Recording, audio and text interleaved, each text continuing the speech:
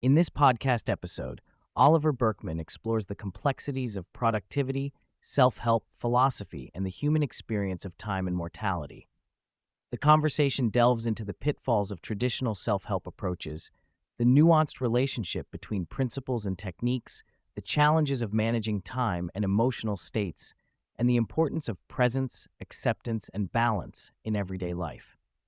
Drawing on his experience and insights from Stoicism, meditation, and personal practice, Burkeman offers a thoughtful critique of productivity culture and practical reflections on living more meaningfully within the constraints of our finite lives. Oliver Burkeman discusses the tendency within self-help culture to promote a fixed collection of practices as a universal solution.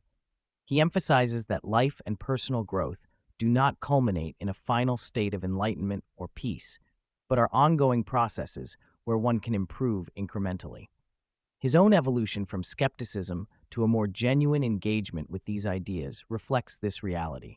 Burkeman highlights the danger of cult-like certainties and the importance of intellectual humility, recognizing that many new ideas are ancient wisdom repackaged rather than novel inventions.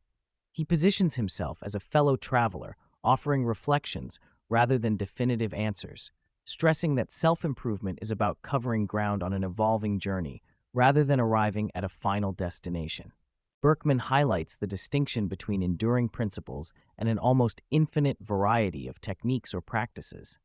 He argues that self-help's obsession with specific tactics, such as 5 Stoic exercises, misses the broader point that principles must adapt to individual circumstances and stages of life.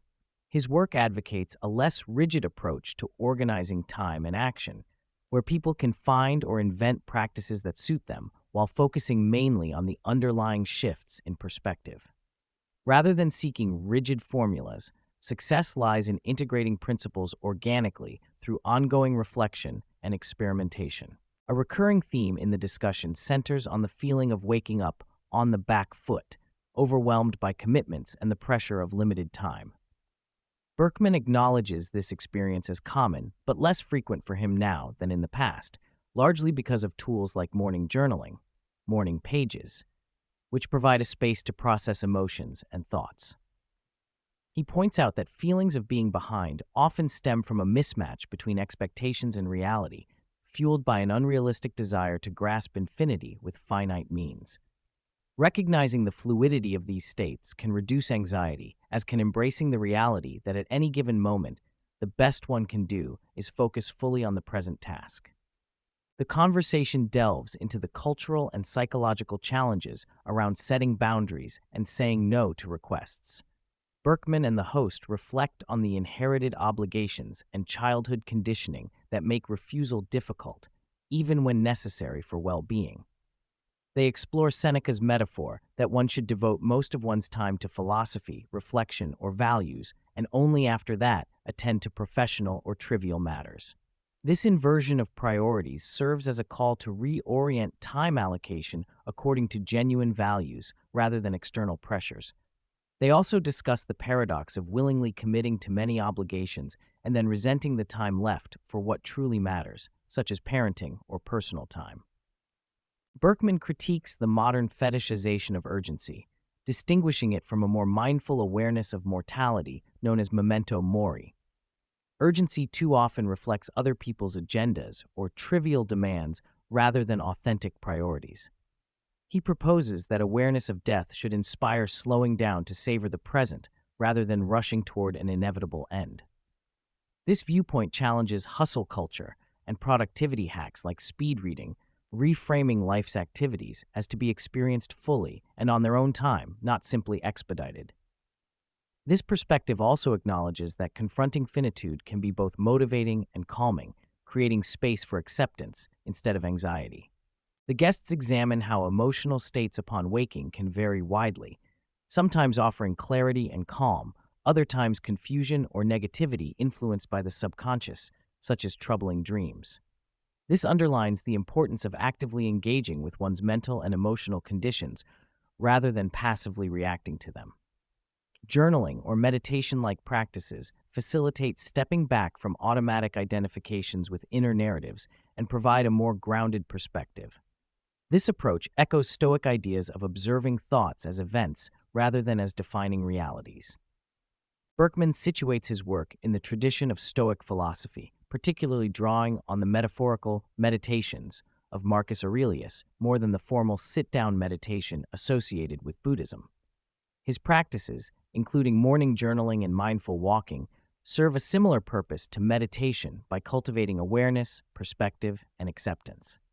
He reflects on how these activities connect him to a larger continuum of human experience and the enduring rhythms of nature and history, whether through landscape, public footpaths, or long-standing traditions, which help lessen the self's perceived centrality and importance.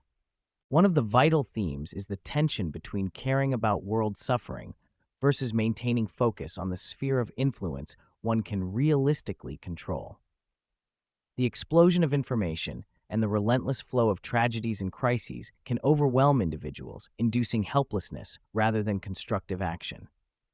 Burkeman references the Stoic distinction between what is within one's power and what is not, cautioning against the emotional exhaustion caused by over-identifying with problems beyond one's reach. Instead, he advocates focusing on manageable commitments where one can contribute meaningfully, thus avoiding the pitfalls of performative empathy encouraged by social media. The discussion challenges rigid productivity systems and to-do lists that reinforce stress by constantly reminding us of unmet tasks.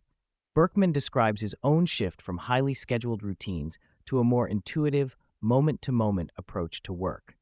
He emphasizes the importance of adaptability and listening to what genuinely feels most necessary at different times during the day.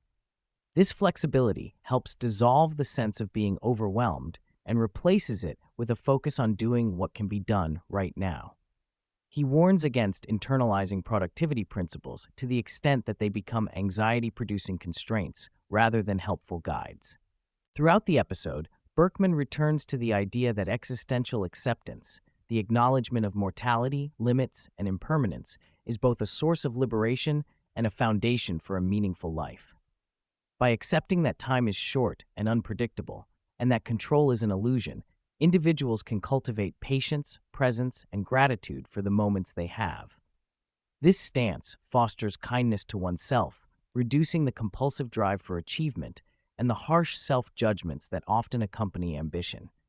The overall message centers on aligning actions with deeper values, slowing down, and reframing constraints as invitations to live authentically.